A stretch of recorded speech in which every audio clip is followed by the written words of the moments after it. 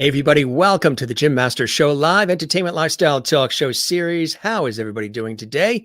I see all your smiley faces. Good to see you from all around the world. This is our entertainment lifestyle talk show series, bringing back that lost art of conversation. As we always say, good times, light, love, levity, our famous levity, and spectacular guests from all around the world: Broadway, Hollywood, television, film, stage, music, comedy, sports, culinary arts, inspiration, and so much more. Our levity audience is already commenting. They're commenting left and right, and there's a lot of comedy. I think that was a Freudian slip, comedy. Because there's a lot of comedy involved with the guest we have coming on tonight, live and direct from Los Angeles, California, the one and only Lloyd Schwartz. Yes, prolific, legendary, iconic television producer, writer, playwright, not only known for The Brady Bunch, Gilligan's Island, but also Storybook Theater. We're going to talk about Storybook Theater out in Los Angeles because there's a spectacular play that's coming up very, very soon. You're going to want to run and get tickets for those in the area. Thanks to all of the viewers. The levity viewers are commenting left and right. I know you guys are very, very excited, and we're excited to have you guys here. Welcome to our show. We love having all of you here.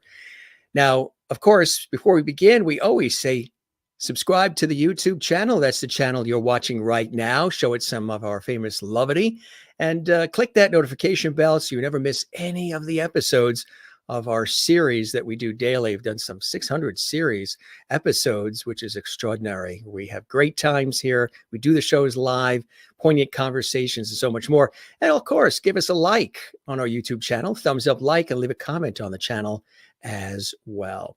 So let me tell you a little bit about our extraordinary, iconic guest. I'm very excited.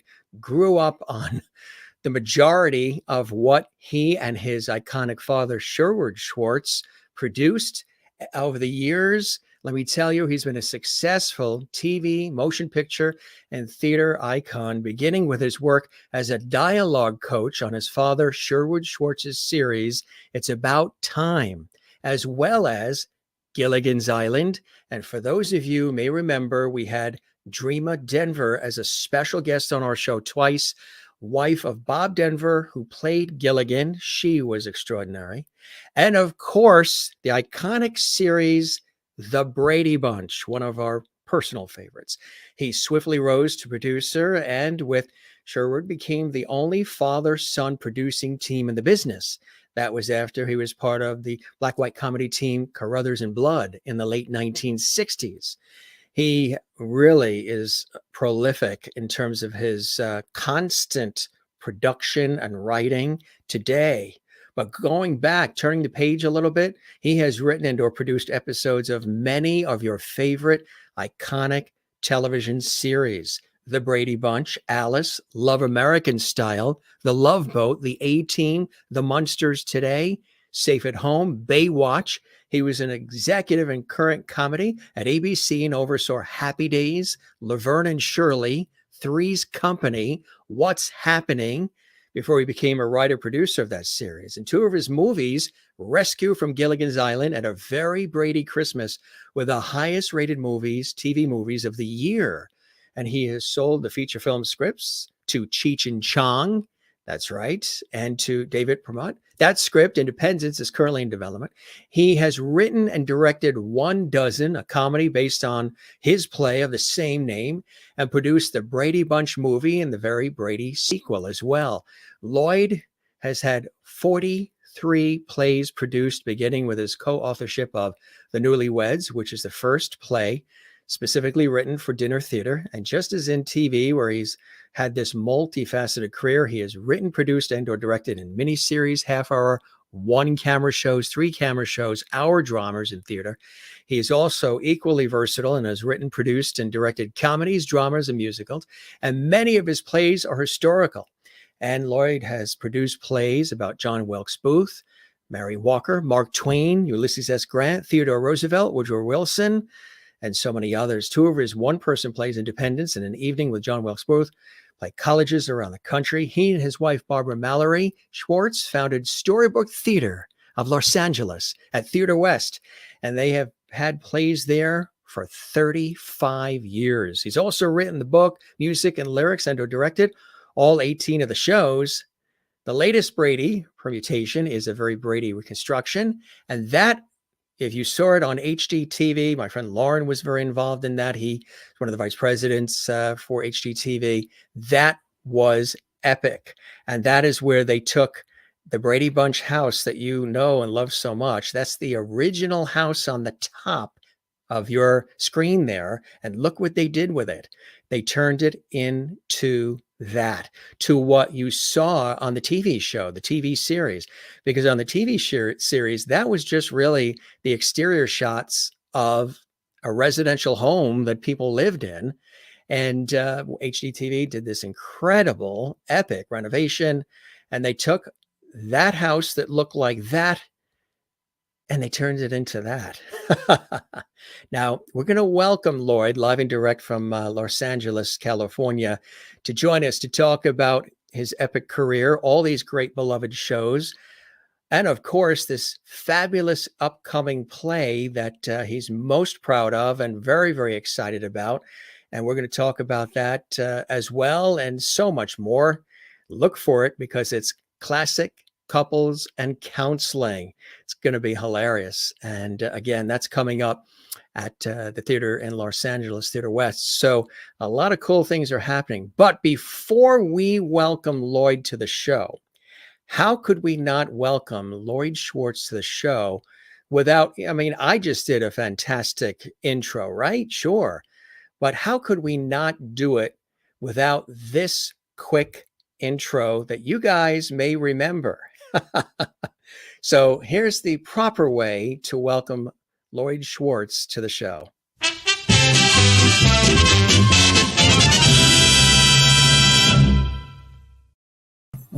And there he is. Yep. I tell you, nothing tops that, huh? How are you, Lloyd? Welcome to the Jim Masters Show Live. It's an honor. I was listening to all that stuff that you said about me. I did all that, I guess. Oh, no. Yes. And I tell you, early on as well, the influences for you, extraordinary. Growing up in that Hollywood environment, in the television environment, with your dad, of course. Tell us about that. Tell us about how influential your father, your extraordinary father, Sherwood Schwartz, was on you and your life and your career. Well, it's an interesting. I'm looking at these pictures. Yeah, that's you too. Yeah, you did that and lived that. Yeah, there you go. Dad was a dad, and I didn't know that he was any different than other people. He would go off to work and come home, and he was doing Red Skelton and a lot of other shows, and so that's what I thought every father did. And then I found out no, and I started following him around and going on the set of Gilligan, and then I started dialogue coaching that and just helping people with their lines. And went to UCLA and I got a degree in TV and in TV writing. And I started doing some comedy myself. And then he started this Brady Bunch show. And he said he wanted me to join him on that, being a dialogue coach for these 6 kids. And I said, he's just giving me that job because I'm his son. And he said, no, I want somebody who is young. And he said, you're young. And I want somebody who's had a degree in TV writing, which I did. And then he said, I wanted somebody who worked with kids before, and I ran a summer camp. And eventually I realized he was just describing me, and I said, okay, I'll do it. Yeah. And so we did the Brady Bunch, and then I started moving up there and went from that production associate producer, director, writer, executive producer. And as you mentioned in your introduction, we were the only father-son producing team in the business. And I was the youngest producer in the business.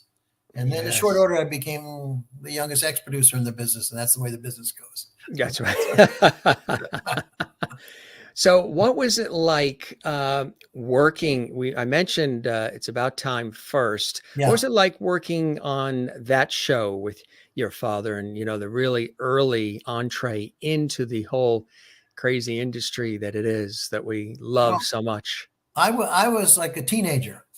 on that show. And I started working, and I was like I started off as a chauffeur for Imogene Coca, which was interesting. Yes.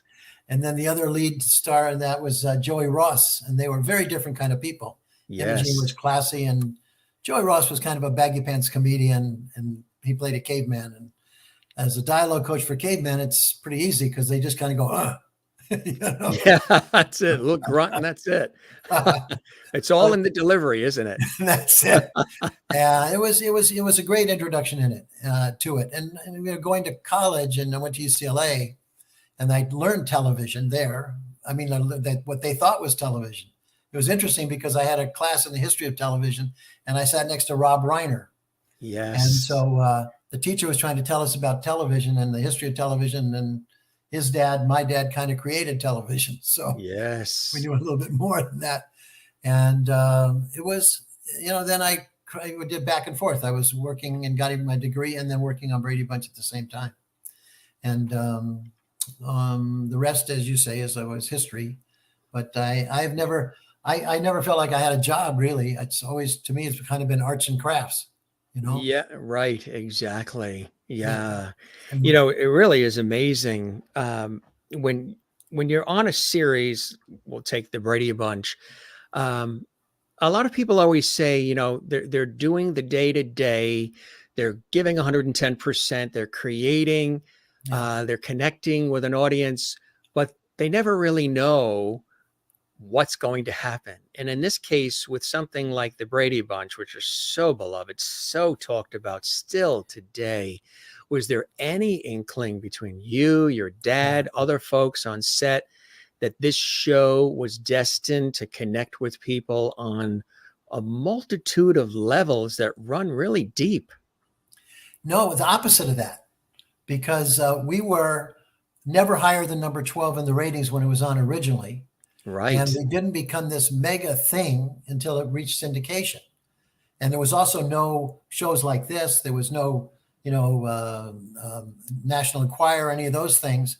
And so we didn't think we were having any impact whatsoever. So we kind of were isolated into this little world we had, and we were putting on shows, and it was really fun.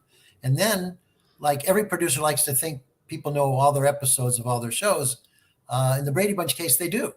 And so we had to come to grips with that one. That was also Gilligan's Island. Everybody knows and talks about those shows all the time.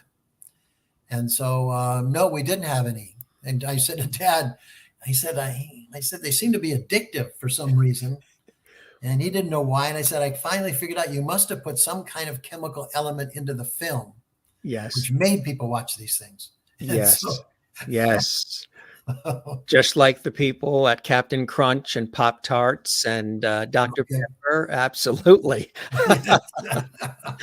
Oh, Jiffy Pop, popcorn. Good comparisons. Good comparisons. So what was it like for you working on the set on a show like the Brady Bunch? It was I had the time of my life. It was like in a big electric train. And the dad was working in the office most of the time on scripts. And so he kind of left the set to me, and I was able to work with the kids, and then we just had a great time.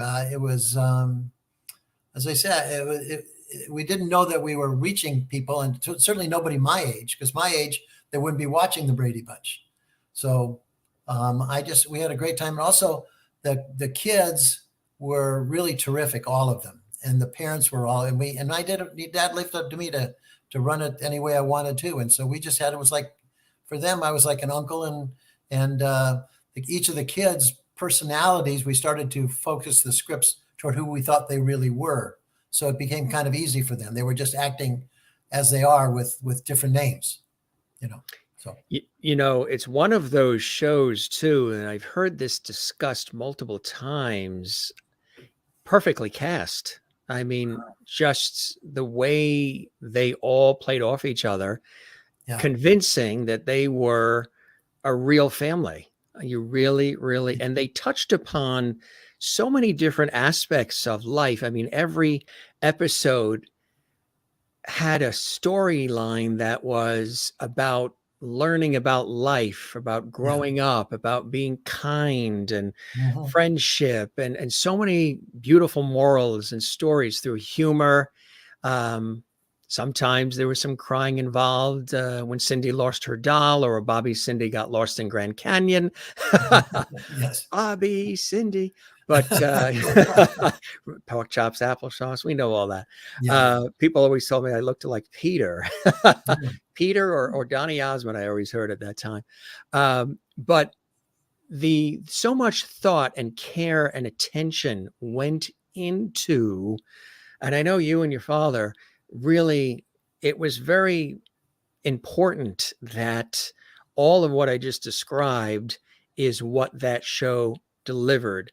Meaning, there's a lot of stuff out there. There's a lot of stuff that's thrown together quickly. There's a lot of stuff that's sort of, schlock here and there, or one hit wonders. But you really put a lot of time and care and attention into the format, the presentation, the feeling, the warmth, and what we got out of it by watching. Yeah. No, I appreciate that. And those things were Dad was a great producer, and I learned everything I did from him.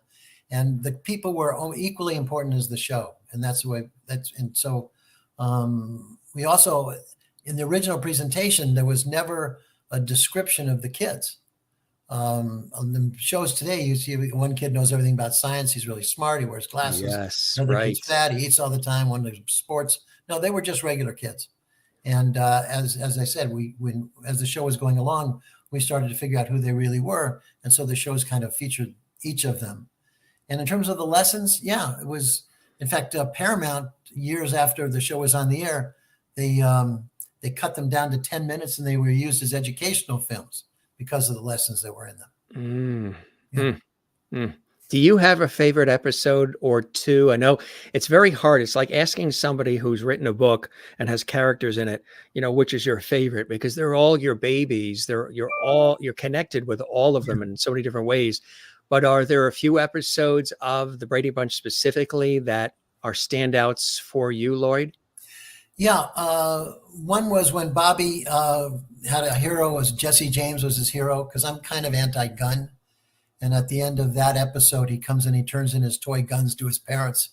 So I like that. And there was some interesting moments when he was having the dreams and the nightmares about him. He always wanted to meet him. He was like a hero. Right. And then he learned about what Jesse did.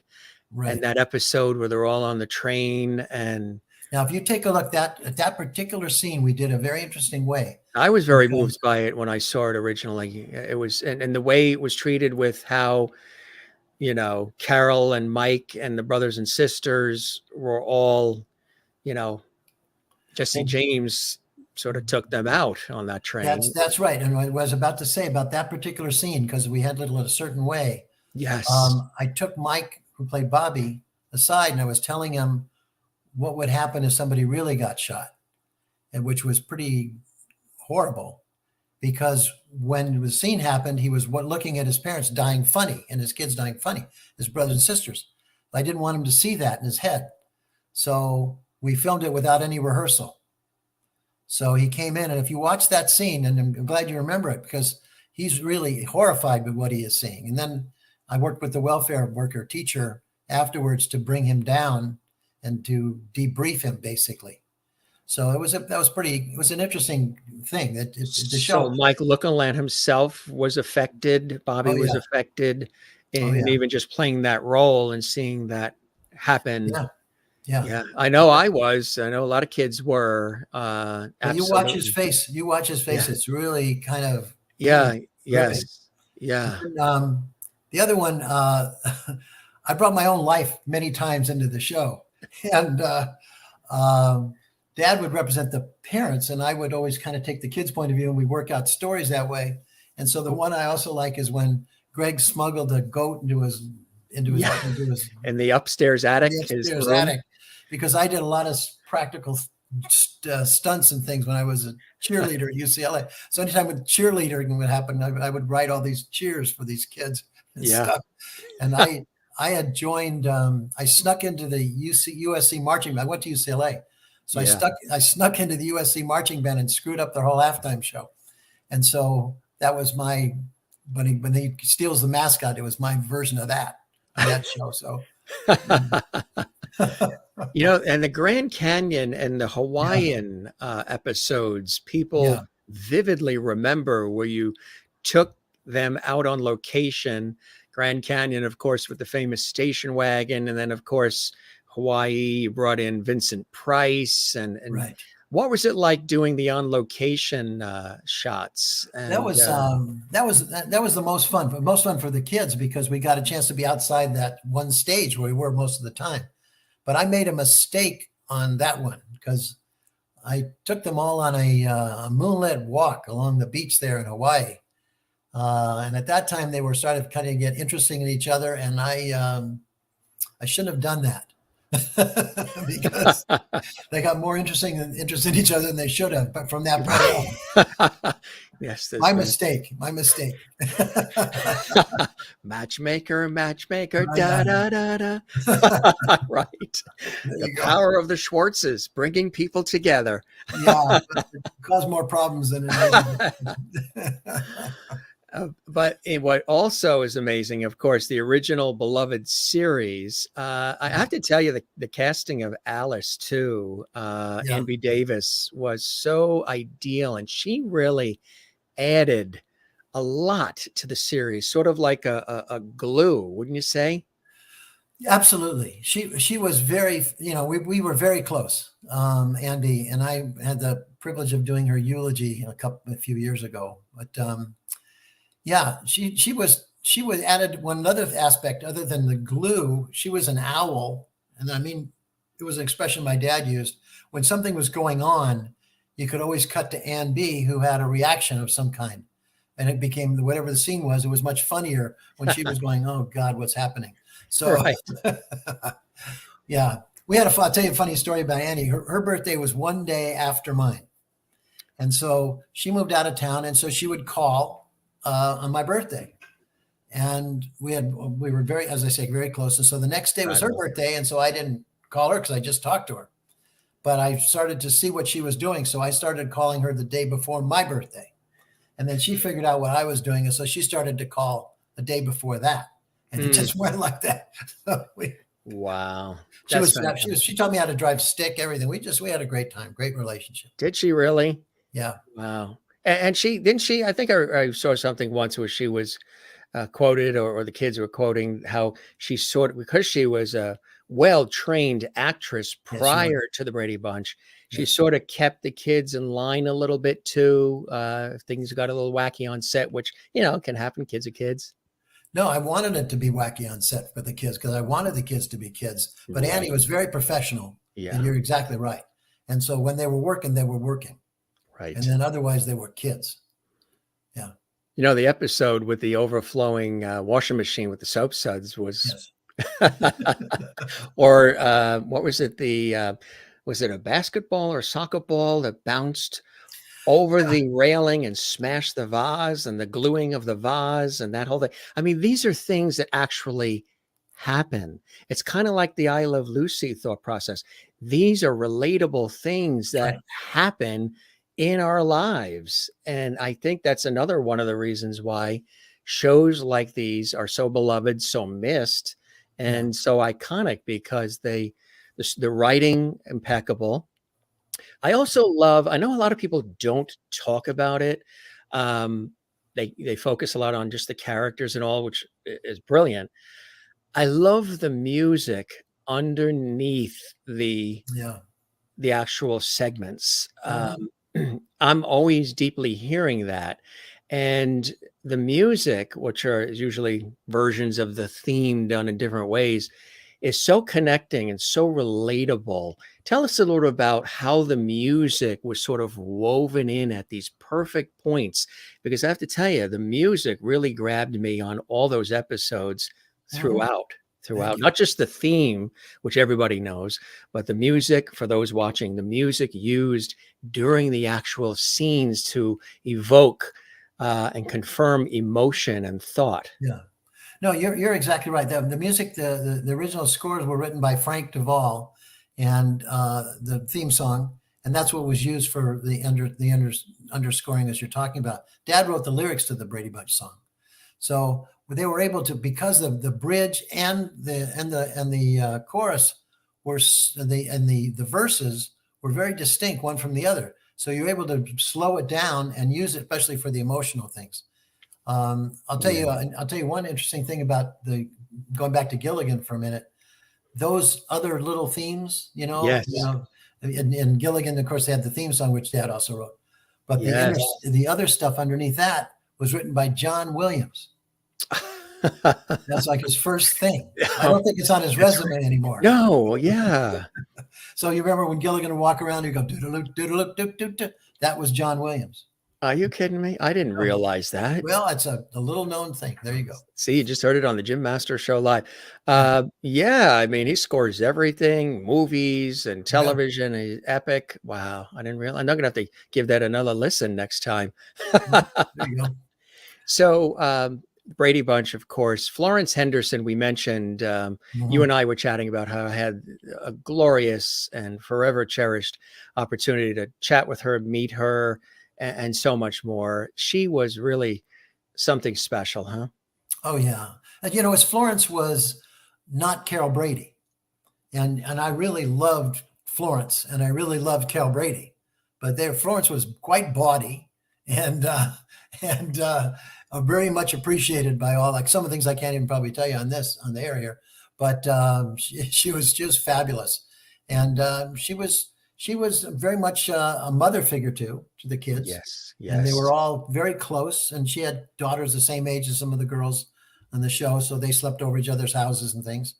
And I had a great relationship with her. We were very close for all the time. In fact, we were toward the end of her life, and then she died rather unexpectedly. Yes. She was dating guys who were 50 or something, and she was 80. And she told me this story about this one guy called her up and said, Florence, I'd date you if you were 10 years younger. And she said, I'd date you if you were 10 years younger. When I saw her at this fabulous gala which actually was in Connecticut that she was emceeing, we had this wonderful conversation. It was all night long almost. As I mentioned to you, I was brought into this VIP room, and there was mobs of people, of course, wanting to see her. And the room was dimly lit, and there were hundreds of people, and you saw her off in the corner, and there was this spotlight on her, white pantsuit, hair done impeccably, beautiful smile. I have no idea if God connected us or what, but she somehow, and I was in a dark area of the room where the entrance was, parted the seas, went past these hundreds of people, and made a beeline directly to me. Now, it might have been the velvet sport coat I was wearing, but but she said, I want a picture with him. We started up a conversation. I'm saying, wait a minute. Like I mentioned to you earlier, that's my line for you. She told the photographer, I want the picture. And all night long, we were chatting everything else. And you talk about her sense of humor. There was a period where we were all together, and the professional photographer wanted us to get closer so we can fit everybody into this shot. So they told her to find a seat. So she sat on my lap. And like I was telling you, I just reverted now to an 11-year-old child. I'm holding up Mrs. Brady on my lap. What? I mean, the crushes, Florence Henderson, Carol Brady, Barbara Eden, Elizabeth Montgomery, Shirley Jones, Mrs. Partridge, all during that time period. And I'm holding up Carol Brady. And when she got up, I was teasing, and I said, Florence, I'm never going to wash these pants again. And she turned around and she said, I bet you won't. Direct from Mrs. Brady. That was that. Yeah, she really. And one other thing she said, which you probably know, she said she wrote back to virtually every person that wrote to her. She was so affected and so gracious with that. And that is such a rare quality, to write back to her fans over the years. Yeah. Yeah, no, I'm was very fond of her, and she should never have died. Some people just No. shouldn't be dying. That's all. No, I'm sure your cell phone and phones were ringing off the hook that Thanksgiving Day. People knew how I felt, and my phone was ringing off the hook, and I thought a family member had passed, and it was all these Yeah. people on Facebook and everywhere sending condolences to me, and I'm like, oh my God, what happened? And I turned on the computer and I saw that happen, and it was like a family member had passed. A guy called me because we were going to be doing a new show, Florence, a new Brady thing with Florence. And that's how I found out she died. Guy called me and said, "What are we going to do? What are we going to do?" And I said, "What are you talking about?" And he said that Florence had passed away. "What are we going to do about the show?" And I said, "I don't really care about the show right now. Why don't you call me some other time?" Yeah. Yeah. That's the heart of our business sometimes, you know. Yes. Bantha Writer says you don't see fan appreciation like that anymore. Yeah, I believe Marty Thompson is watching. Thank you, Marty. He did our super chat here. He goes, he's originally from Australia. He's a fantastic crooner, worked with the Count Basie Orchestra and more. He goes, good day, Jim and Lloyd. He lives in Nashville. I had the honor of opening for Florence in Florida in the late 90s. She was a great cabaret entertainer, a true triple threat. Did you ever see one of her shows when she was performing? Yeah. Of course. Yeah. Yeah. Yeah. When Alice sprained her ankle, Sam brought her flowers. As Mike talked to her, you can see the shadow of a microphone glide across the wall. Oh, that's really... It was a big mistake, unless people have microphones in their houses anyway, but I don't think so. Some of us do. But you got to be in the industry. Well, now with the HD and everything, you can see a lot of different things with shows that you didn't see before, which are kind of interesting. The episode on Bobby thought Carol didn't love him as much because stepchild was sweet. Yeah. That was one of the very first episodes, and when when he created the show, he thought that one was extremely important. Yes. Yeah. Really, really fantastic. Terry Ann, my favorite on Brady Bunch was when Davy Jones kissed Marcia. Yeah, Davy Jones. Yeah, Desi Arnaz Jr. Yep. Sometimes, I don't know, if this is a normal house with a lot of famous people drop by. I don't know why that was. I was going to say, absolutely. Peter's voice changing as well. Yep. Yep. Bobby with the braces, attractive, hilarious, or attachment hilarious. That's funny. And then, of course, there was the lunch boxes and the T-shirts and, animations and the Brady kids singing and all these things that grew out of that, right? Yeah, the Brady Bunch has been everything. I mean, we were the original series, and then we did a 3-camera show, and we did 1-hour dramas, and we did movies of the week. Did feature films with a satirical aspect to it. We've got a musical that's going to be playing around the country pretty soon. That's exciting. Brady musical, yeah. That'll be supposed to be a national tour. We've got new shows coming up, and we have what you talked about, the reality show with the house renovation. What was it like being a part of that? As I mentioned, Lauren, who's with HGTV, who we both know, and who was very excited that you were going to be with us tonight. And Dream of Denver sends her love as well, Bob Denver's wife. Right.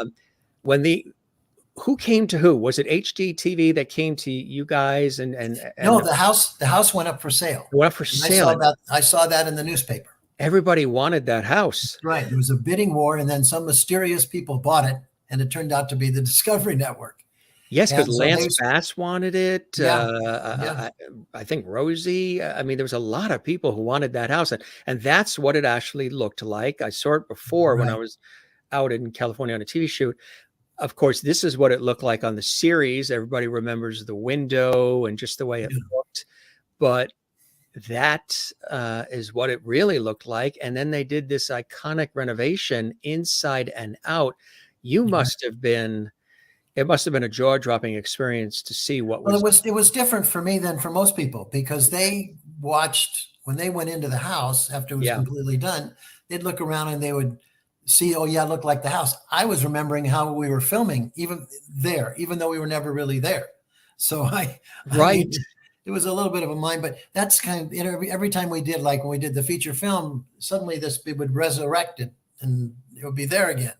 And it's always just keep coming back in so many different ways.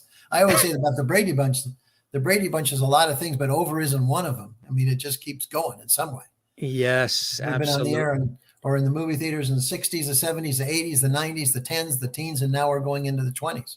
Which is absolutely unbelievable. TV Land, of course, awarded all of you as well.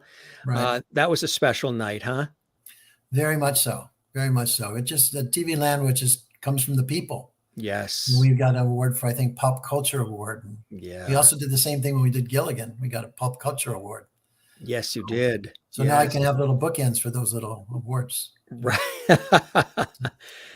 And then, of course, we mentioned that renovation, which turned out to be spectacular, but so many other like versions too. The Brady Bunch in the White House. That's right. We remember that as well. And a couple of others. Brady Bunch movie. I, of course, remember, and everybody remembers the Brady Brides and the Brady Girls Get Married. Tell us about the idea for that.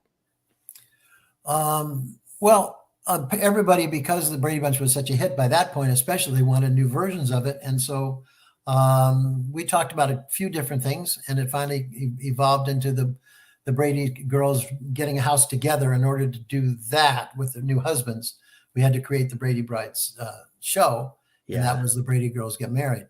So it was great fun. That was the first, we did it in front of a live audience, and Florence was a guest star in many of those. And she just lights it up in front of an audience. So absolutely, it was great fun. Very Brady sequel, another one. Yeah. One thing about the feature film and A Very Brady Sequel and Brady Bunch in the White House, they were satires, and Dad was never given enough credit for being somebody who could satirize himself. Right. Most people look for other people to satirize them, but we satirized ourselves, which was great fun. Exactly. And then of course, the Bradys too, which that was on CBS.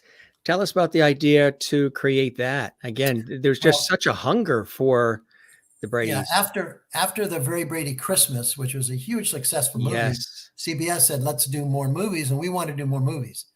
But they had a hole in their schedule, and they said we should do an hour series. So we really weren't comfortable with doing it as an hour series. We thought it'd be much better to have, we'd drop in on the Bradys every once in a while. And it was put on at 8 o'clock in the morning, 8 o'clock at night. And it wasn't a big success. We liked it, but who knows? And networks have their own interests, and that was serving their interests. So I thought it was terrific to see them, later on, and to see what has happened and who married who, and just taking it, further. I thought it was great. And again, I mentioned this off air too. I just wanted to, while you're here, personally thank you and your father for creating these shows that really generations were raised on, and they're shows that you can look at fondly and not have any issues with. There's a lot of shows out there today where maybe it's language or other things, and quick laugh or whatever, instant gratification. These shows, again, really, what do you think it is that resonated so deeply and still does with people of all these different generations with these shows that you and your father were responsible for, Lloyd? I think the theme, basically, and Dad said, a lot of ways, Dad said Brady Bunch and Gilligan were the same show. They're about people from different places coming together. And he said, that's the most important thing in the world, is we all need each other, and we should depend upon each other to survive. And so I think that's the theme. I think that the people recognize that, and coming together, Yeah. And again, that's, having that. That's Dad. He's the older one in that case. Yeah. A fantastic photo. And that's another wonderful photo as well. We showed this earlier. Who's this gentleman? Now, he looks like a producer. That was my days when I was a stud young producer. That's it, right? And there you are with Susan Olsen, right? Right. Now you got the dialogue in your arms. Tell the audience, what a dialogue coach does. And it's different for different Yeah. things. I mean, in dialogue coaching, a lot of things is people teach you how to speak with different accents and things. That's not what the Brady Bunch was. Right. Brady Bunch basically was, I worked with the kids to just have them understand what the show's episodes were about, and then I made sure they knew their lines. So when they went into the scene, the director would be there and he'd be able to not have them worry about what they were going to say, just where they were going to go and what they were going to do.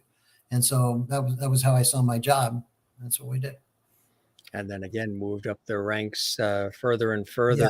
Yeah. The opportunity and your interest, grew. You mentioned the iconic Gilligan's Island. Yeah. Tell us about that beloved show. And again, we had Dream of Denver on, and she's all excited that you're here. Another show that I think was perfectly cast because people know all the players. They can sing that theme. And again, it just has really stood the test of time. Tell us about what it was like to be a part of, again, another hit iconic show of its time. I didn't work too much on the original show because I was like in high school, but I did produce all the TV movies. Yes. And I got to be very close to the cast, and they were right. They were perfectly cast. I mean, and the hardest one to cast was the skipper because Dad needed a guy who can beat up on a little guy and everybody still like him. And that's why I found Helen. Bob Denver, yeah. Bob had come from Dobie Gillis. Sadly, we lost Dwayne. We did. But, who became a good friend of mine. But he didn't know. Dad didn't know Dobie Gillis, but I watched that all the time. And I said, "You got to hire this guy. You got to hire this guy." Yes. So he was Gilligan, and Jim Backus, Dad had worked with a lot of times on I, Mary Joan. It was an early TV show and in the radio. And so Jim was there. And then Tina Louise was a movie star, and we needed her to be a movie star. So that was easy. And Dawn Wells, she was Miss Nevada. Yes. And it's interesting. She got 5 times the fan mail anybody else. Did she really? Yeah. Just because she was so identifiable. And then the cute girl that was attainable. Mm. And Russ Johnson was a very funny guy, not like the professor, but he was a slap on the back, full of jokes guy. And he only had one thing request from Dad, that all these professor things he said, he just wanted Dad had to assure him that there was some basis in truth into these things. So, yes. And then Natalie only took the show because she wanted a trip to Hawaii and she didn't think it was going to be a series. So that was it. And we, great. And of course, Jim Backus, the voice of Mr. Magoo, as well. And Dawn Wells, we just lost not that long ago as well. I used to love tormenting Jim because I would do my impressions of, he would play the dad in Rebel Without a Cause. Yes. And so I would always go up and do my James Dean impression, like I'd go up to Jim, I'd go, "You're tearing me apart." And he would say, "Would you stop that?" Great guy. You did some acting too yourself as well, didn't you?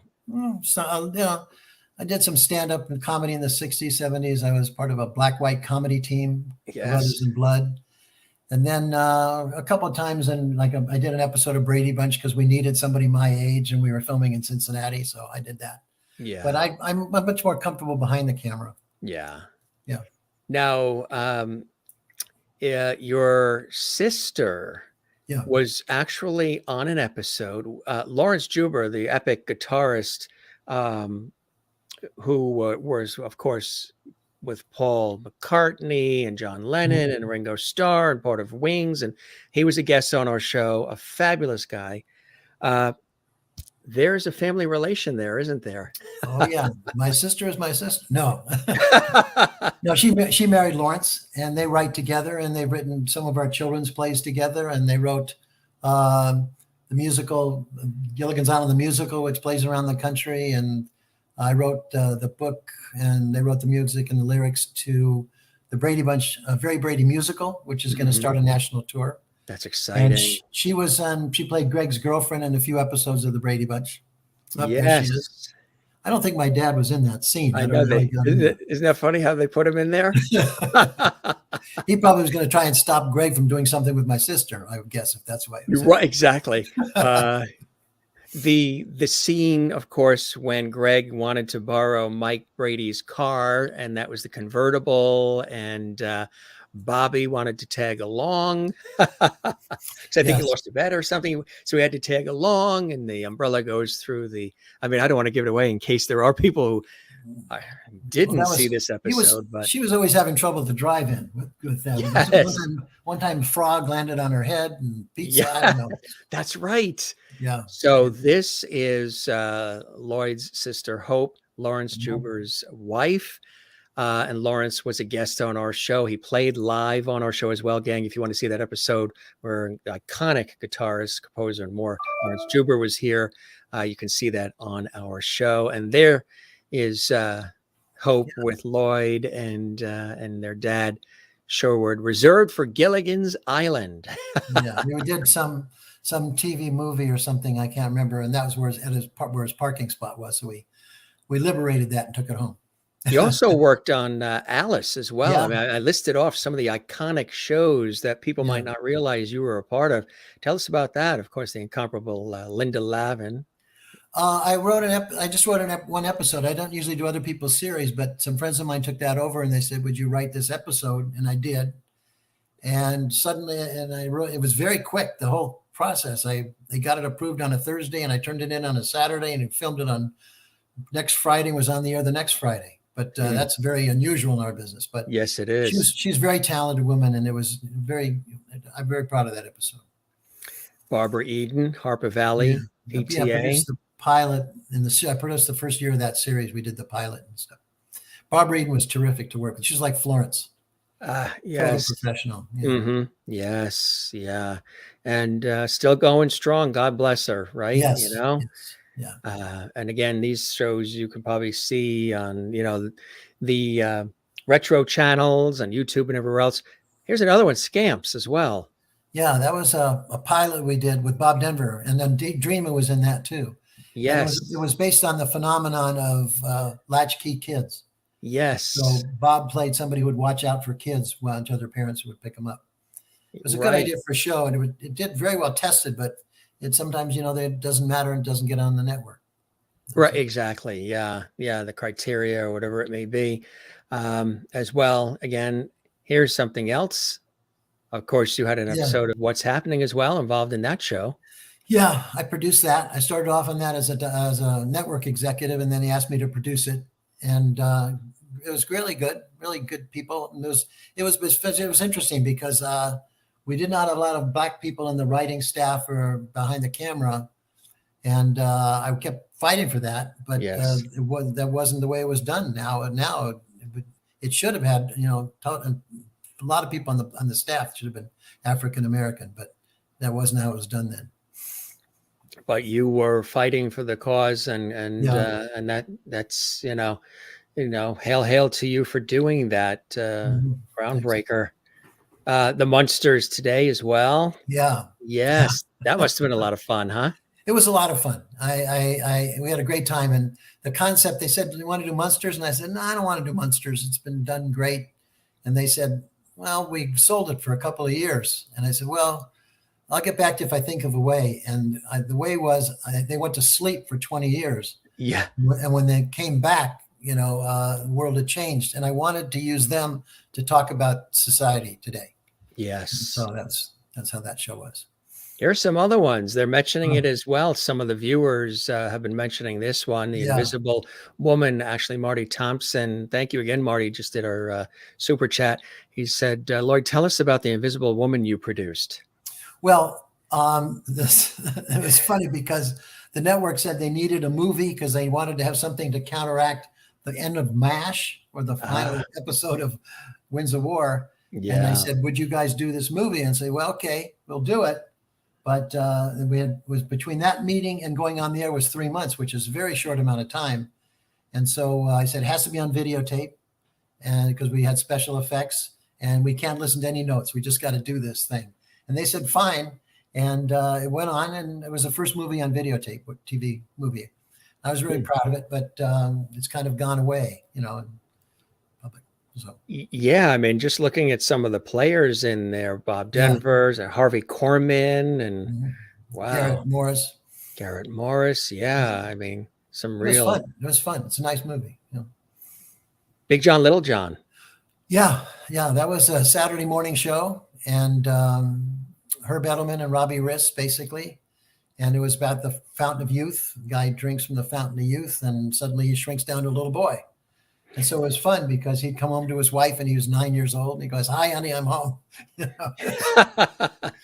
that was Joyce Bulifant and Herb Edelman. So they played the husband and wife. Yes, great. We had her as a guest on the show as well recently, and she's a gem as well.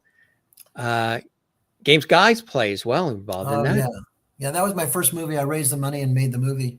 You raised the money as well, huh? Yeah. I was 26, 27 and made this feature film, and it got a brief distribution. I'm very proud of it. It's a little dated now because it's a little sexist and stuff, but but fun. And The Love Boat as well. Yeah, I worked on that, and I wrote some episodes of that, and worked as a story editor. I became very friendly with Fred, with Ted Lange. Oh, yes. And we've done a lot of stuff together, and I just did a play last year with Fred Grandy. Fred Grandy, yes. Gopher, yeah. Good people. Baywatch, too. Yeah, I wrote a couple of Baywatches. We did my cousin created that show, and he said, "We want to do a Gilligans thing, Baywatch." And I said, "Okay, but I have to write it because I don't trust other people with that." And he said, "Okay." And then it was a big success. Bob Denver was in it as Gilligan, and Dawn Wells was in it. And so then he said, "Do another one." So I did another one of those. I tell you, versatility. You had your hands in so much television that we all know and love. The A-Team. Yeah. My son loved the A-Team. And so I talked to the producers and let me write one of those. And they said, okay. And I wrote it.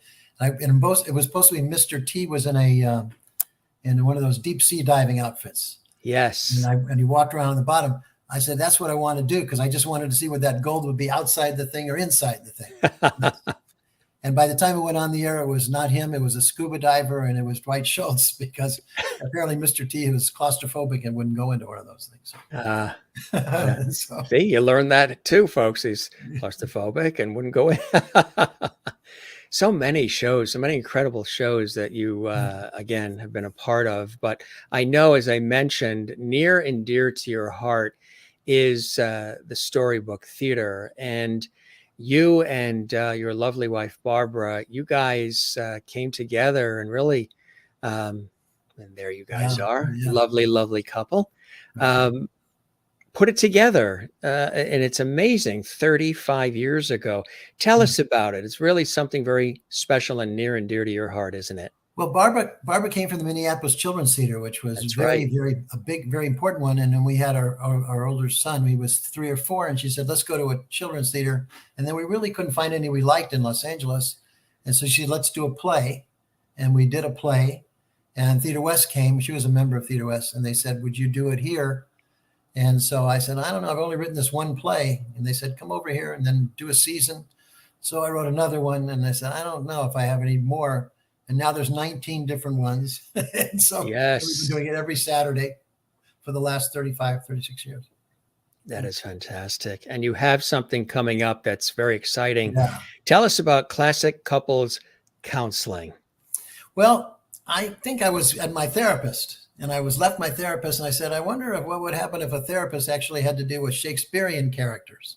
Yes, so it's comedy. It's an epic idea. Yes, if you can imagine, there's a therapist, and Hamlet and Ophelia come in, and Romeo and Juliet, and Macbeth and Lady Macbeth, and Ophelia. Desdemona and Othello, and she deals with all these people and their crazy problems. And then there's this group scene, which is my favorite scene, when they're all there together, and Petruchio is trying to hit on Juliet, and Lady Macbeth's telling Hamlet to go to hell, and all this stuff. And then, because of giving the whole plot away, but I don't mind it. Yeah. Because of this bad advice she gives everybody, that's why they all die. And that's the story. That's the play. And I've written lots of plays, and this is one I think has Broadway potential. So we're going to mount it at Theater West starting April 1st. And it's going to go 5-6 weeks. And if people are interested and people find out about it, I'd love to see it have a bigger life, because it's really the idea. I hope the writing is as good as the idea. The idea to me was great. So How long ago did you think about this idea, and how long did it take to come to We did fruition? we did a production a few years ago, and that was the very first one, and we worked out some kinks and things, then eventually it came around this last year, and they were looking for another play at Theater West, and everybody remembered it because it had gotten some really very good reviews, and then we decided to remount it, and it'll open on April 1st. So we're going to go. So April 1st, and theaterwest.org is where folks can go to get tickets. And yes, you can. And scoop them up and enjoy. And that's really, really terrific. I know, we talked a lot about this epic and prolific television career and in movie as well. But theater really is near and dear to your heart, isn't it, Lloyd? Yeah. I always loved theater. And then N.B. Davis from Brady was doing a dinner theater play, and I've never heard of dinner theater. So Barbara and I went out to see it, and it wasn't a really good play, but everybody loved her. And I say, why are you doing this terrible play? And she said, nobody's ever written a play for dinner theater. And so I did with Wendell Burton, because we were working on a movie at the time. And we wrote this play, and it turned out to be the first play ever written for dinner theater. And it was done back in the 70s. And I've done at least one play ever since. And I've been fortunate to do all kinds, musicals and dramas and one-person shows and children's theater. And I love it because it's genuine reaction. And a lot of times when you do movies or TV shows, a lot of people get their hands in, and it doesn't end up exactly what you wanted. But in theater, whether people like it or not, I'm able to say, yeah, well, that's what I wanted to do. There you go. Right. Exactly. I just wanted to let the our viewers, our Lovities, the Jim Master Show Lovities who are watching around the world, and they're commenting and they're loving the conversation, that Lloyd goes the extra mile, as you know, just in watching all of these series we're talking about and plays and so much more. He actually went through the trouble when he learned he was going to be a guest on the Jim Masters Show Live Entertainment Lifestyle Talk Show Series. That's a mouthful. He built that set behind him. He built in 24 hours that set where he is just to be on our show. Lloyd, that is really going the extra mile. Well, I appreciate the comment. It's not true, but I appreciate the comment. It's my upstairs office is where we are. It's the upstairs. Thank you. Yeah. Yeah, he's not over at Paramount right now. You mentioned just a couple of other things as far as some of the Gilligan work. The Castaways on Gilligan's Island was one of them as well. And also and they're, of course, so big, the Harlem Globetrotters go to Gilligan's Island as well. Again, another series where people can't get enough. Rescue from Gilligan's Island. Right. And there's the Harlem Globetrotters on Gilligan's Island. I mean, it's just, is there more, do you see? Because I know there is. Yes. Oh, yes. Oh, yes. I'm not at liberty to say exactly, but I've been working on developing a feature film on Gilligan for many years, and getting closer now. But we'll see. We'll see. Just keep hanging in there. We'll get it going. Well, somebody that's with is Gilligan. There he is. And this actually came from Dreama when she was on the show. And she said, Jim, you've got all these wonderful things, the Jimmy Genie bottle, these different things on your set here. I've got to send you the Gilligan. So there he is. He says hi to you, Lloyd. Dreama is quite a wonderful woman, isn't she? Yes. And somebody else too. I'm sure you've met him. Mr. George Burns is with us as well. Yeah. I met the real one. I didn't meet this one, but with the cigar in tow, he always shows up. Why do you love what you're doing? I mean, you've been doing this for a long time. You could easily just on everything you've been a part of and all the joy and blessing you've delivered and your father and the whole family to generations of people. You could be sitting back on an island with your feet in the sand in a hammock having a banana colada, but that's not you. Oh, no. What keeps you motivated and inspired? And what are some of those blessings and joys in your life, Lloyd? Well, I can't imagine retiring. I mean, there's no reason to do that. Because I never really felt I had a job. I just mostly want to see things that please me and hope they please other people. It's an interesting question because it never dawned on me to do what you're talking about, sitting down, putting my feet up. I have a wonderful family. We go on vacations and things, but they're just vacations. I taught at UCLA producing for television for 8 years. And I talked about math, and the math is this. I said, week has 7 days in it. Don't be one of those people who doesn't like what they do for 5 days to get to 2 days that they like. That's bad math. Like what you do for 5 days to get to 2 days you also like. That's 7-0 good math. That's what you need to do. And so all 7 days are fun for me. I tell you, it really is amazing. Could you have ever dreamed that the career would have taken you in all these different directions, and the impact that the Schwartzes have had continues in the way that it does? Again, I'm just, I'm speaking probably for a lot of people who are excited that you're here because of the gold dust that you and your father and the rest of the family have sprinkled across the land that still shines today, Lloyd. I know you've heard it probably a million times, but could you have ever imagined any of this? I will say no. My dad was of course. Yeah, my father would do that same thing. My father, I said this on this show too. My father has always said, if anybody ever says anything nice, please ask them to put it in writing and address it management.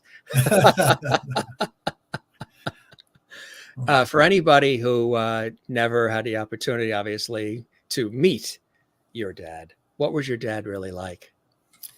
He was as good a producer as he was a better father.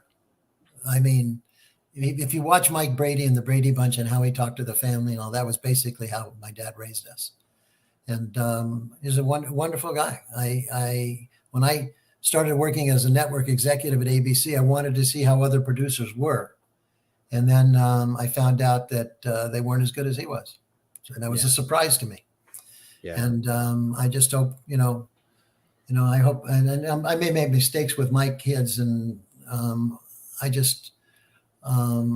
hope that they realize I'm doing my best. And that's the same with my dad. He did his best.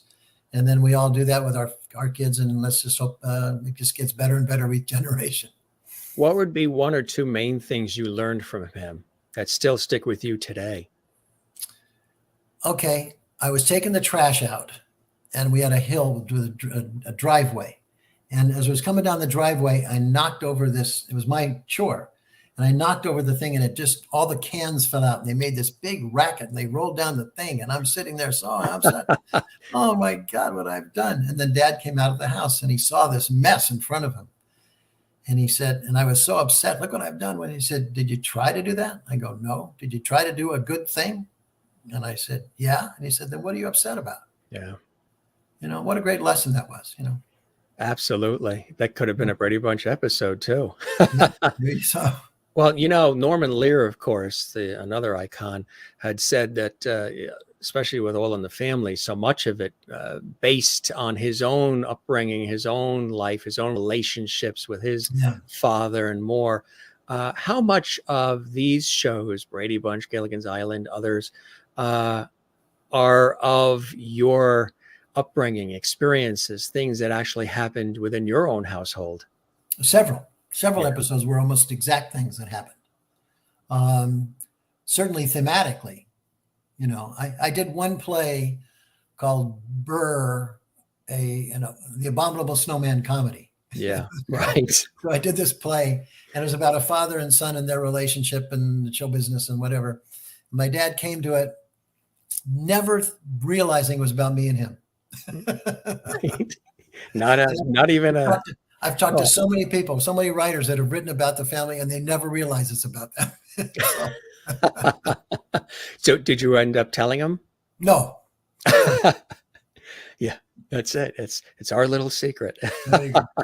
So a lot of exciting things are on the horizon, which is We're really, really exciting. I just want to show you some of the feedback we're getting live from viewers who are also excited. Thank you, Lloyd, for sharing your memories. I wish you nice. continued success in your work. From Crystal. Gary, two of my favorite shows when I was younger, of course, the Brady Bunch and Gilligan's Island. Sherry Larson is watching from Kansas. And again, these are just a few of a multitude of comments that have been coming in as we've been chatting live. These are our Jim Masters Show lovities here from around the world commenting. And thanks for all these wonderful words, everybody. We really appreciate it. She says, thank you for the memories. These were some shows I forgot. Oh, there were some other ones that we mentioned that the memory was refreshed. Can't wait to see what you have up your sleeves. It sounds like he's got a lot up those Schwartz sleeves. most people say up your sleeve. And she says sleeves because I got enough from both sleeves. You've gotten there very, very long. That's it. She feels like Toby in California feels like a kid in a candy store, and she's 61. And she feels like this is bringing back. Terry Ann says, I still love Love Boat on Sundays when we're not busy. So she's watching that, which you're bringing back all these memories. Kathy Short in Cleveland says, loved all these shows. It's nice hearing about them again as well. And Kathleen Walker in New York City, thank you for sharing such wonderful stories with us, Lloyd. Great memories. Again, like I said, you've touched a lot of lives, and I just want to personally thank you while you're here, gracing us with your presence. And I wish you and the family. I told Lawrence you were on, as well as Dreama and Lauren as well, and everybody. Right. So it's just a real honor and a pleasure to have you here. And I wish you and your wife and everybody nothing but continued good health and joy. You're welcome back anytime. Keep us posted on all that is happening. And we wish you great success with the play that's coming up as well. And again, if folks do want to check that out, it's very easy to do that. All you have to do is go to theaterworks.org and pick up your tickets. And again, that runs starting in April, you said, Lloyd? April 1st, April Fool's Day, through May 8th. Perfect. Well, congratulations on that. I know it's been a lot of hard work to get that, and with the COVID thing. How have you been doing with, this whole COVID situation? I ask usually folks, how have they stayed creative, connected, collaborative, and sane during all of it? And most of them usually say, Jim, the sane part I have not quite mastered yet. How have you been, Lloyd? I am so much luckier than most because I write a lot. And so if there was no COVID, I would go and I would write. And if there is a COVID, I would go and I write. So my family has done well. A couple have had COVID, but minor. My brother, my older son and his wife, and they recovered. Otherwise, just tell everybody, wear your mask, get your shots, get your booster shots, follow the science. And if we all work together that way, like my dad says, all got to work together. Yes. Let's all work together and we can get through this. Before we go, how has the business changed from when you were coming up the ranks? And what would you say to somebody who is listening to this and wants to delve into these industries that, you and I are in, as crazy and unpredictable, but fabulous as they are? I think it's better for people starting off. I mean, because there's a premium on youth, and most people starting off are young, and there's enormous number of platforms, and with Zooms and cables and networks and things, there's an infinite number of places to go. You can also make your own little movies with your cell phone cameras, and there's film festivals and competitions everywhere. So there's nothing stopping you from being creative. It's economically, there's nothing stopping to be that kind of creative. You can't make a movie like a Marvel movie in your backyard or anything, but you can do some important stuff that way, and you can get it out there. You can do a play. I've done plays for like no budget, and then some major things. But I think it's very encouraging. And the only thing stopping people is that they say, I can't do it, or I don't think I can do it. Just try it. You don't lose anything. Right, exactly. And that's what you guys did and you continue to do today. Lloyd, this was really extra special and really a walk down memory lane, but also talking about some of the new exciting things that you're doing as a prolific producer and writer. And again, I really thank you for all of this time. Really was fantastic. And I hope that the show met whatever expectations you had and you enjoyed the time with me as much as I Yeah. absolutely have with you. No, I've enjoyed it a lot. And thank you for having me on, Jim. You're very welcome, and best of luck with the play and everything else that's coming down the pike. And we'll keep connected as well, my friend. You're welcome back anytime. We'll keep that porch light on for you. Thank you. Okay. Be well, Lloyd. Thank you very much. All right. Bye-bye. Bye-bye now.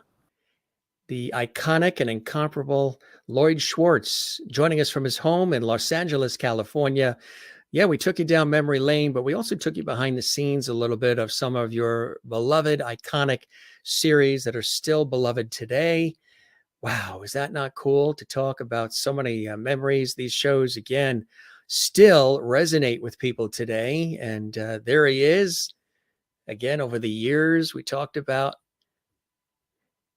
all of this. There he is with Susan Olsen, who played Cindy Brady. There he is with his dad, Sherwood Schwartz, who created the Brady Bunch. It's About Time, Gilligan's Island, and so much more. There they are on set, behind the scenes of the Brady Bunch. There he is with his dad, Sherwood Schwartz, as well. Just look at the credits of these shows. You know, at the end, when they roll the credits, you'll see these names. Absolutely.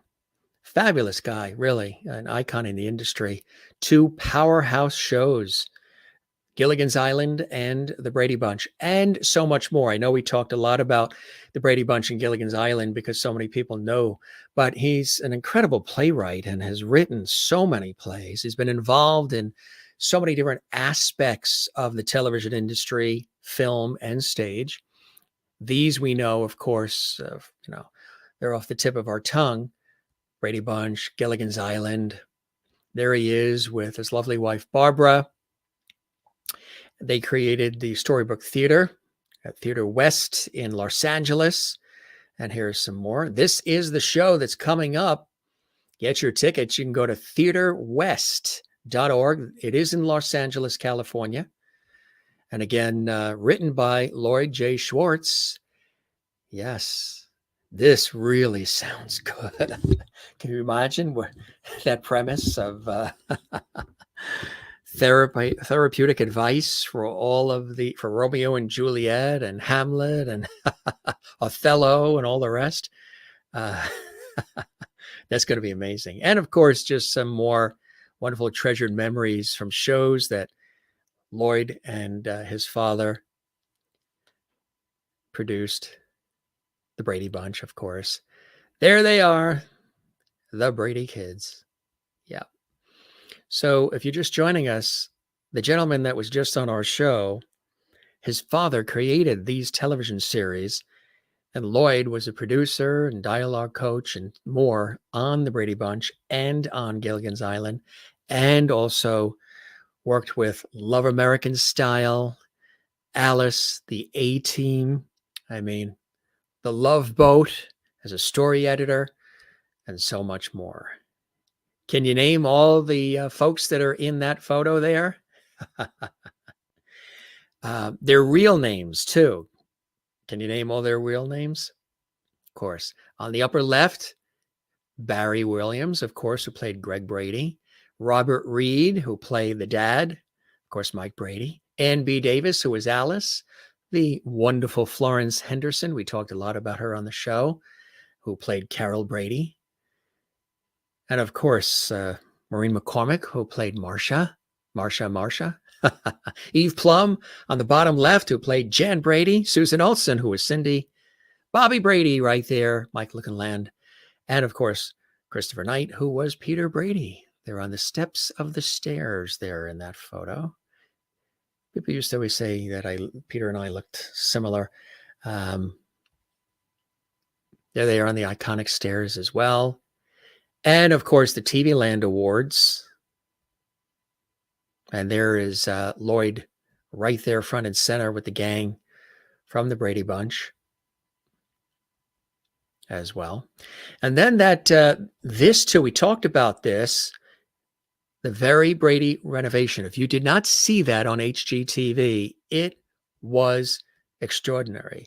One of my friends, Lauren, vice president with HGTV, was epic as far as being behind the scenes working on that.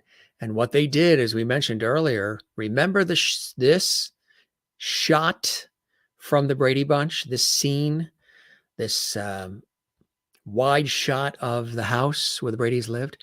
Well, that's the actual house, but they only used exterior shots on the Brady Bunch.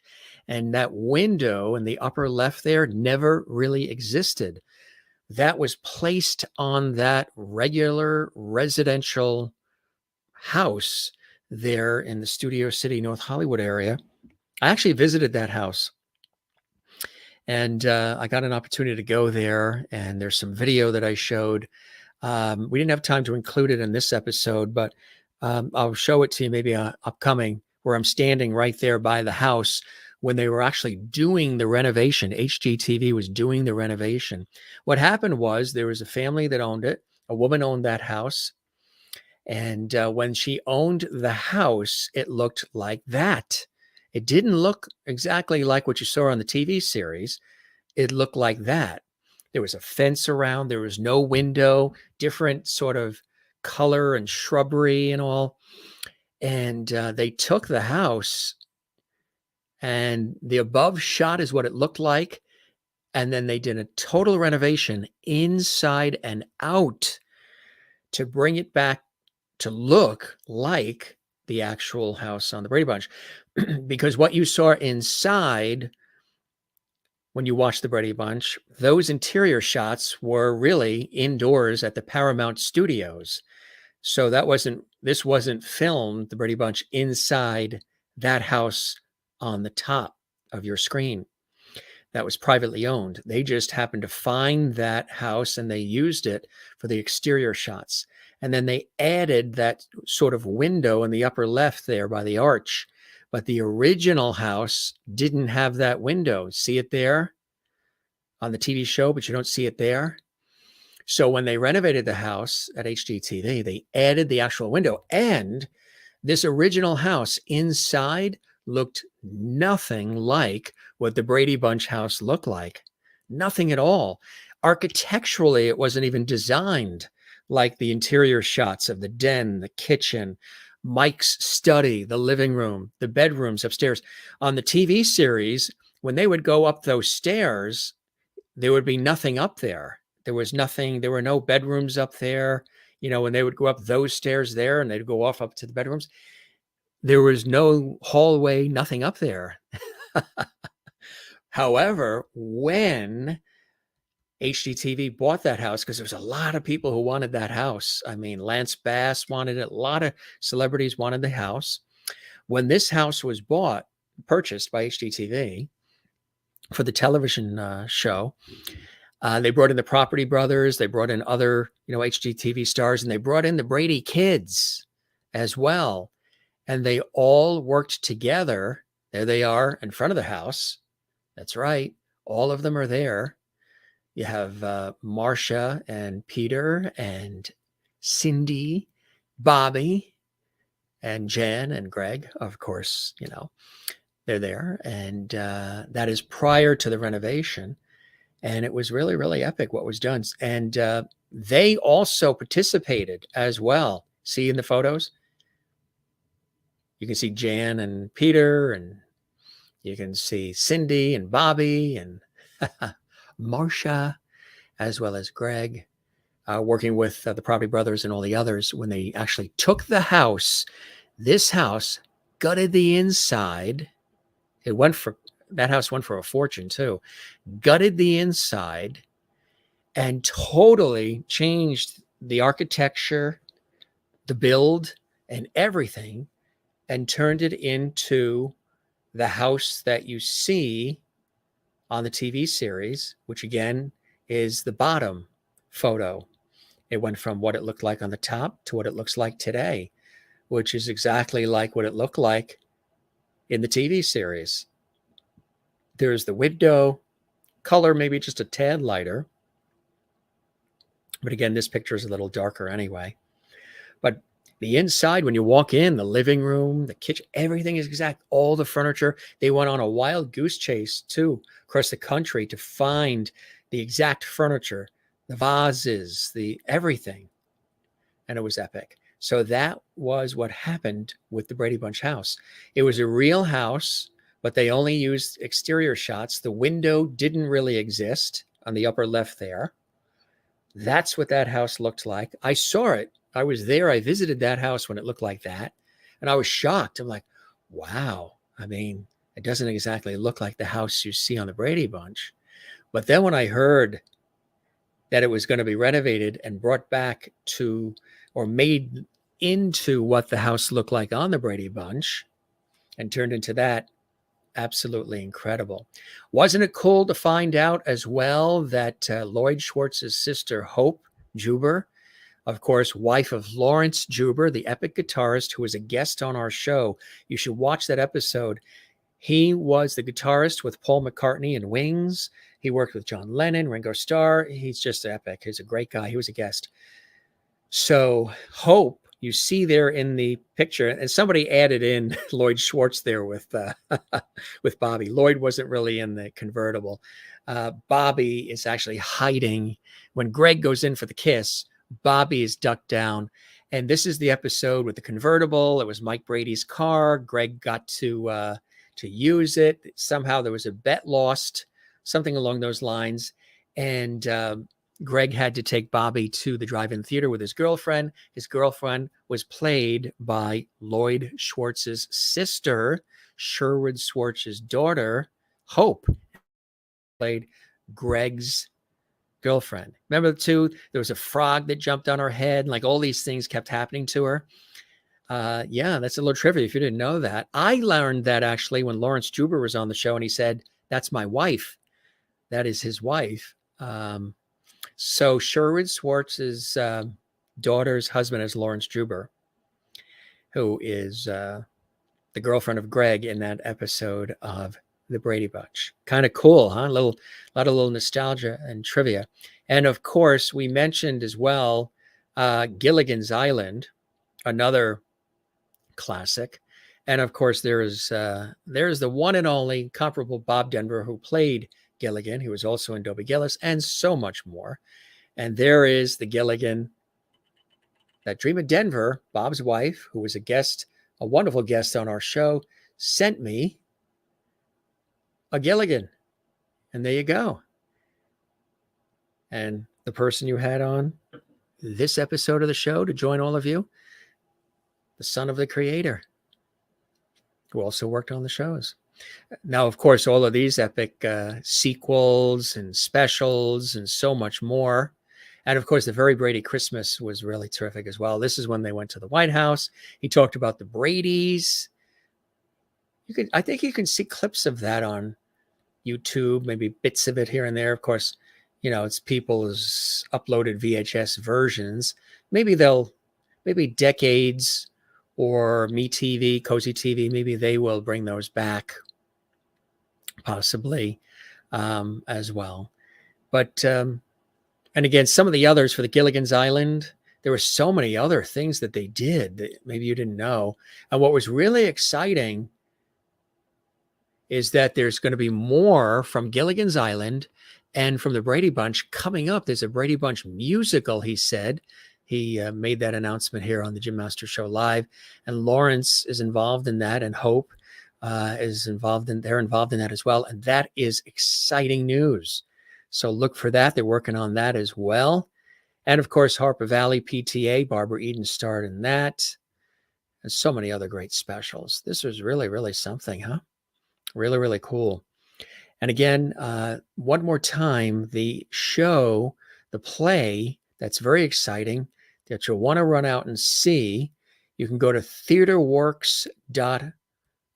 Theater West, that is, theaterwest.org. You see it on the screen there, bottom left of your screen. And there is the play, one of many, many, many plays that Lloyd has penned. And there he is with his lovely wife, Barbara Mallory. They are the co-founders of the Storybook Theater, and that's at Theater West. So, and that's in Los Angeles, California, for those of you watching around the world. Really, really fantastic to have him. I was very excited when this opportunity was presented to me to have Lloyd Schwartz on the show. I was very, very aware of and cognizant and knew everything about his background, his father, Sherwood, the whole family, and just the hours and hours of pleasure and television that they delivered for us, huh? Incredible. We thank Lloyd Schwartz, epic television producer extraordinaire, writer, playwright, for joining us here on the show. Gang, if you would like to see this again, you can see it right here on our YouTube channel, Jim Masters TV. Don't forget to subscribe to this very special show on this very special channel. You're watching the Jim Masters Show Live Entertainment Lifestyle Talk Show series. Our YouTube channel is Jim Masters TV. Subscribe and click the notification bell so you never miss any of our episodes, any of our special episodes, and so much more. We also, we recently did a very special episode. There you go. Subscribe. We appreciate that.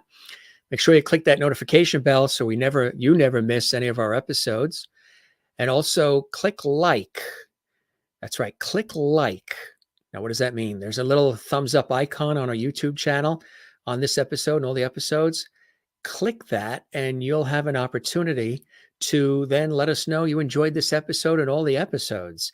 And I know you guys love to chat in Chat Live, but if you can also leave a comment in or on our YouTube channel, that would be fantastic. We would absolutely love that. So underneath this episode on our YouTube channel, if you could drop a comment for us on the channel, that would be fabulous. We would love that. Let's take a look at some of the comments coming in here. I know Bantha Ryder, very excited about tonight's show. Thanks, Jim, for another great show. Love all the bits of behind-the-scenes stories. You're very, very welcome. I know you were excited, and thanks for being with us as well. Gilligan's Island was my favorite show as well. Gary, thank you for joining us. You also loved the Brady Bunch, too. Yeah, absolutely. So did I. So did I. And thanks to everybody. Kathy Short that's watching, and all the rest, all these great comments coming in here. Thank you, thank you, thank you. Just taking a quick look at all these comments. Everybody's saying goodnight to one another, which is fantastic. So we won't intrude on that. We'll just pick up the ones where you're saying goodnight to the show and to us. Have a great night. Good night, all. Hugs, Kathleen Walker. Yes. Gary says 2 great shows. I was young. That's fantastic. Good stuff. Good stuff. And Sherry Larson says, thank you, Jim. This was wonderful. What a fantastic man. I didn't realize all of the shows he did. Of course, our Mr. Loverty is pretty fantastic too. Thank you very much. I told Lloyd all about the whole Loverty, the JMS Loverty. He thought it was really a great idea. And I think that's cool, to have somebody like Lloyd sort of put his blessing on this whole idea of Loverty here on the Jim Masters Show Live. He enjoyed himself and we enjoyed him. Great show, Kathleen Walker. Thank you, Jim. Thank you. Toby in California says, wow. How about groovy or far out? That would have been perfect. Terry Ann says, Lloyd Schwartz, thank you so much for taking the time to be here on Jim's show. Because of your work on these classic shows, you brought me and many others much entertainment and laughter. Toby says, and I love your sister and brother-in-law, of course, Hope and Lawrence Juber. Kathleen Walker in New York City. Kathleen, this is Kathy Short. A lot of Kathys on our show. Kathy Short in Cleveland says, loved all these shows. It's nice hearing about them again. Thank you very much. And Kathleen Walker, she also commented and she enjoyed herself and said, have a great night. And so much more. You guys are great. Crystal says, thank you, Jim, for another epic show. You are very, very welcome, Crystal. Nolan, who's watching in Connecticut, USA. Christine Clifton is watching in snowy and icy North Carolina. They got hit with the snowstorm, the Carolinas and the mid-Atlantic. We had a little bit of a storm up here today, too, but it's all pretty much gone now. We may get another one towards the end of the week. Jim, I was listening to the show just now, able to comment. This was a terrific show with Lloyd. Enjoyed going down memory lane with these fantastic shows he was a part of. Thank you. We appreciate that. Christine Clifton watching in North Carolina. We thank the incomparable Lloyd Schwartz for taking us down memory lane, for spending this amount of time with us here on our series called The Jim Masters Show Live, Entertainment Lifestyle Talk Show series. Still pretty epic what they did with the Brady Bunch house, huh? Absolutely. And there, I showed this earlier, there is Lawrence Juber and Hope. They are husband and wife. And if you didn't see the episode when Lawrence was on our show, check it out. I didn't mention that Lloyd also worked on Happy Days and Laverne and Shirley. That's right, Laverne and Shirley. I had the pleasure of meeting Cindy Williams, who played Shirley Feeney. We're hoping to get her on the show as well. I love the television people. But for Happy Days fans, Anson Williams, who played Potsy, was a guest on the Jim Masters Show Live. If you did not see that episode, check it out. Just scroll back on our archives here on our YouTube channel, Jim Masters TV.